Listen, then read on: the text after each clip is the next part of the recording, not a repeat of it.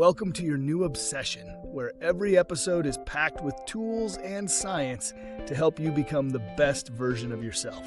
Whether you're a biohacking newbie or a seasoned pro, you're in the right place. Let's get started. Hello and welcome back to the Biohacking Trainer Podcast. I'm your host, Luke Czaplewski, longevity enthusiast, personal trainer, and fellow biohacker. And today, we're talking about what I believe is one of the most important health metrics that almost nobody pays attention to. If I told you there was one number that could predict your risk of heart disease, your likelihood of living longer, and even how well you're able to play with your grandkids 30 years from now, would you want to know what that number is? That number is your VO2 Max. And today we're going to talk about why it may be the single most underrated health metrics you should know. So let's dive into it. What is VO2 Max? Now, the easiest way to think of VO2 Max is essentially like this. VO2 Max measures how much oxygen your body can use during maximal exercise. Now, think about oxygen like fuel for your engine. The better your body is at taking oxygen in, moving it through your heart, delivering it through your blood, and allowing your muscles to utilize it, the more work you can essentially perform. I always tell clients essentially, imagine two identical cars. You have one car that has a tiny 4-cylinder engine, and then the other car has a powerful V8.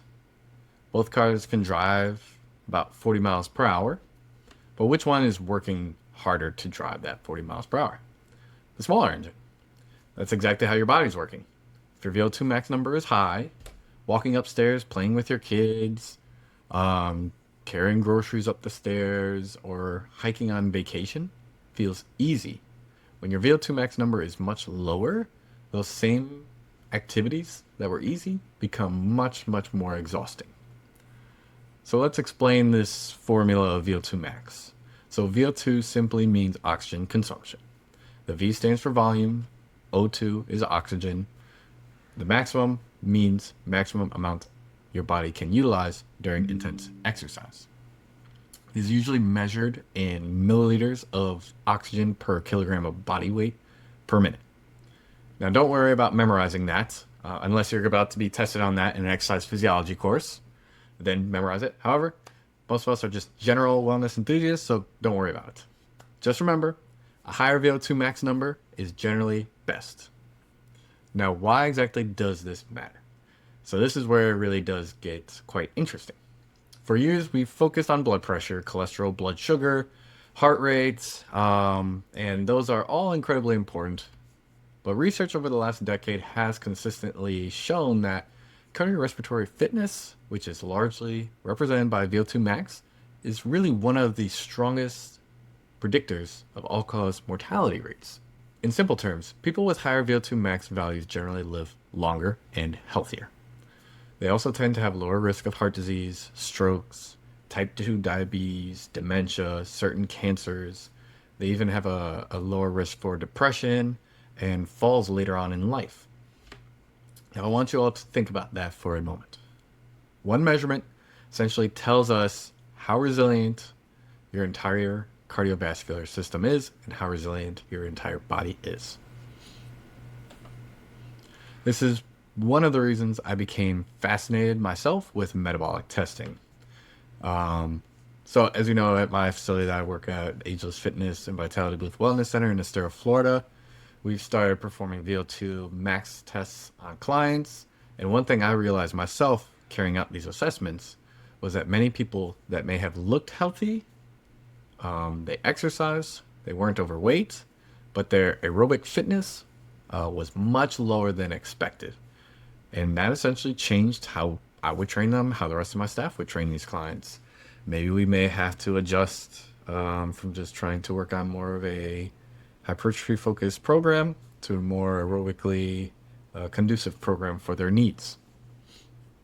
Now, one book I do like to kind of go back to is Peter Attia's book, Outlive.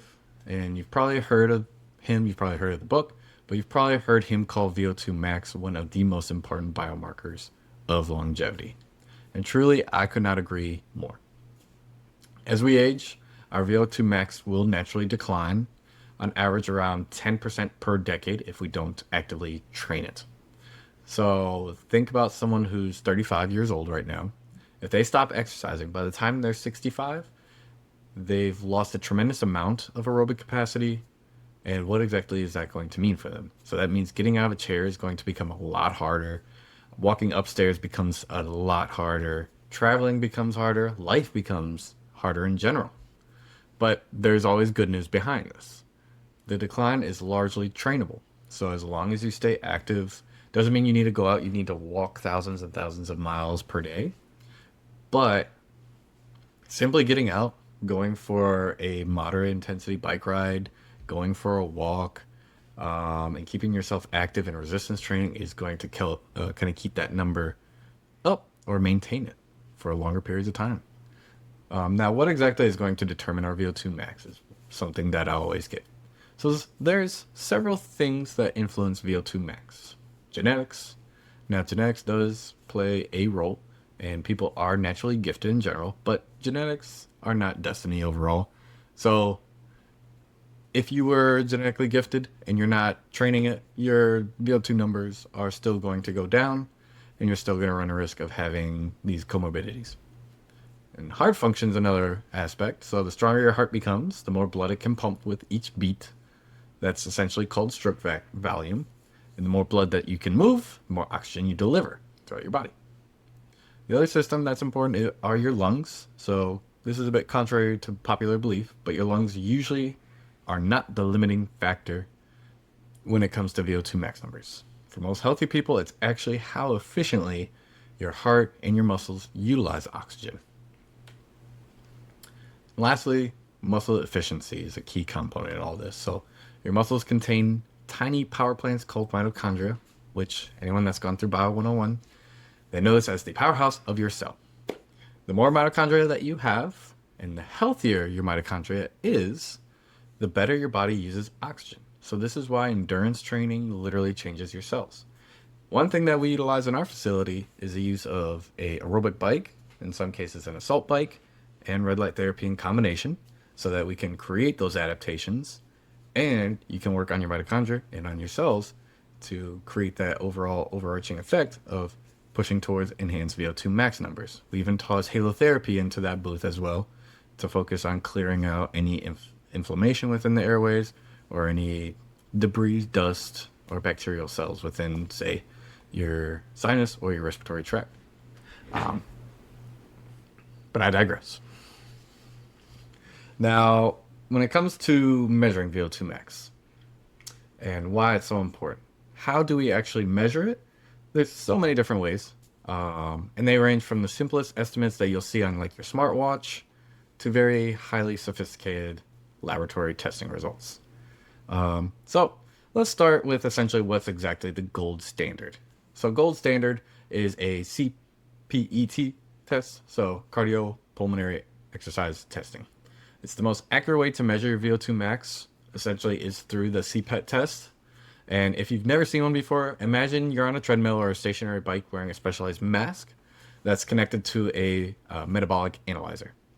The mask measures every single beat, every single breath that you take. It analyzes how much oxygen you're breathing in and exactly how much carbon dioxide you're breathing out, while the exercise gradually becomes more and more difficult over time. Now, unlike a smartwatch that's just estimating your fitness based on heart rate and pace, CPET is essentially directly measuring your body's physiology in real time. That's why it's considered the essential gold standard. Now, I'm not saying that a smartwatch can't give you a bit of insight. It can. It's just a bit flawed. The CPET is the gold standard. It's going to give you the best indicators of what's going on. And like I said, smartwatches, whether it's Apple, Garmin, Whoop, Polar, Aura, they all estimate VO2 max. They're getting better every year, but again, they're still estimates. It's not gold standard. It's not giving you detailed results.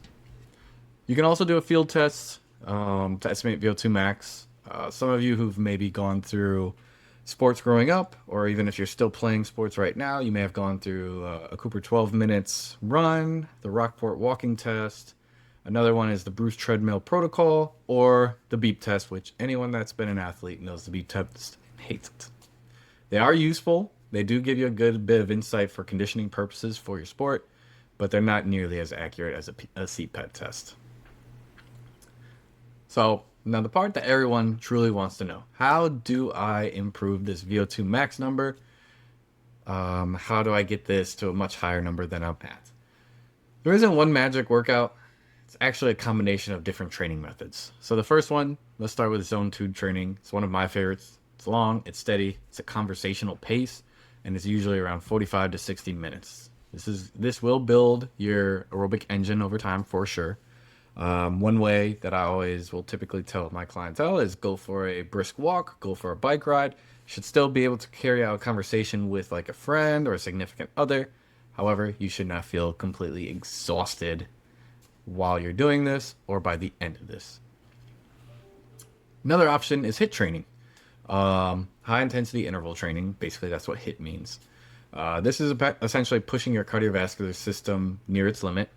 So think 4 minutes hard, 3 minutes easy. Repeat. This type of training is essentially shown to significantly improve VO2 max numbers in a lot of ways. 4 minutes hard, 3 minutes easy is one idea. There's other things you can do on, say, like an assault bike where you go 20 seconds hard, 10 seconds slow, or 10 seconds hard, 20 seconds slow, and you would do that for, say, a 10-minute period. And strength training is another way. People don't often associate lifting weights with VO2 max, but increasing muscle mass improves metabolic health. It also improves movement economy, and it supports your cardiovascular performance. And a big one that a lot of people don't focus on in general is recovery. You can't improve fitness if your body never truly recovers. So sleep, nutrition, stress management, hydration, those all matter.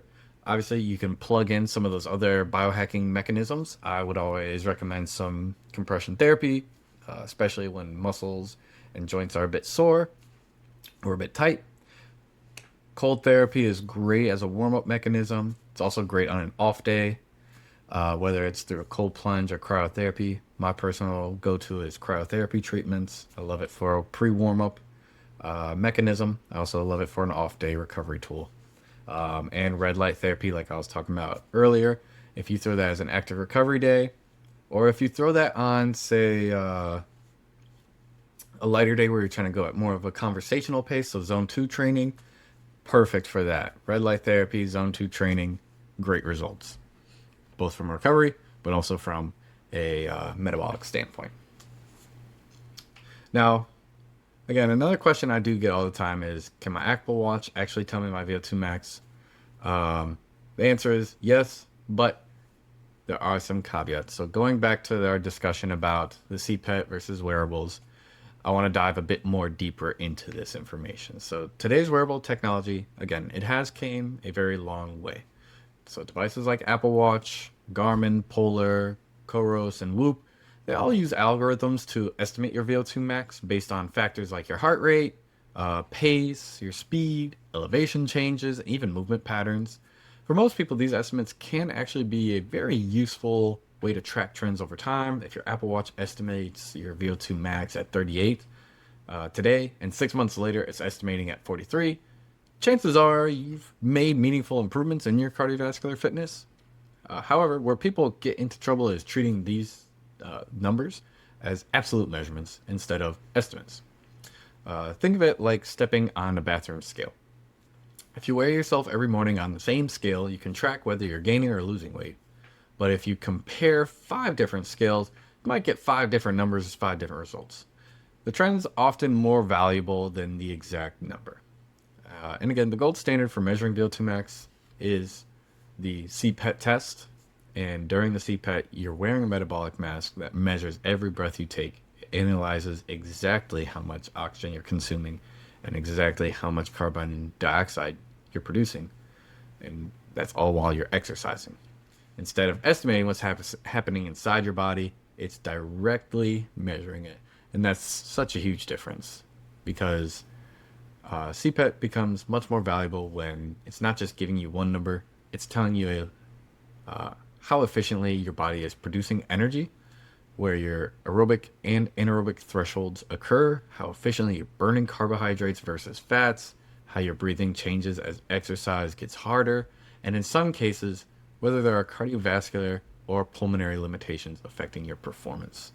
As an exercise physiologist myself, I love having that level of information because it allows us to create training programs, protocols, based on your physiology instead of guesswork. Now, does that mean every single person needs a CPET? Not necessarily. However, I do personally advise on getting one. There's so many different opportunities out there, whether it's through a lab grade, through the PNOE, or through VO2 Master. There's several different devices that are available out there, and it's becoming much more prevalent within the community. But if you're just beginning your fitness journey, your smartwatch is a fantastic place to start. It's accessible, it's easy to use, and it provides valuable feedback. But if you're training for an endurance event and you're trying to maximize your performance, and you're recovering from an illness or simply want the most accurate picture of your metabolic health, then yes, a laboratory metabolic assessment can be super valuable. The more precise your data, the more precise your training can become. That's just my personal preference and ideas. And, take it if you like. So since this is the Biohacking Trainer Podcast, let's talk more biohacking. So I've explored different recovery modalities, including red light therapy, halotherapy, compression, cold exposure, while these won't, which allows you to train consistently, and consistency is truly what matters with VO2 Max. Now, before we wrap up today's episode, I want to leave you all with something that has become one of the biggest buzzwords in health and longevity over the last few years: Zone 2 training. If you listen to people like Dr. Peter Attia, Dr. Milan, or many endurance coaches, you've probably heard them talk about spending more time in Zone 2. But here's the problem. Almost everyone defines Zone 2 a little differently. Some people use heart rate. Others use percentages of maximum heart rate. Some use pace. Some use power if they're cyclists. Others use breathing patterns. And then there's metabolic testing, which is what I personally find to be one of the most accurate methods because it tells you exactly what's happening inside your body. So in our next episode, we're going to break down everything you need to know about Zone 2 training. We'll talk about what Zone 2 training actually is, why it's become one of the most researched methods for improving cardiovascular health and longevity, how to find your Zone 2 using heart rate, breathing, the talk test, and the metabolic testing, and why spending just a few hours each week in the right intensity can dramatically improve your aerobic fitness. So if you've enjoyed today's episode, I'd love it if you'd subscribe, leave a review, and share this episode with someone who wants to improve their health. If you're interested in learning your own VO2 Max or metabolic health, reach out to me through social media or at the Biohacking Trainer on Instagram. And thanks again for tuning into the Biohacking Trainer Podcast. And until next time, stay healthy, stay curious, and we'll see you on the next one.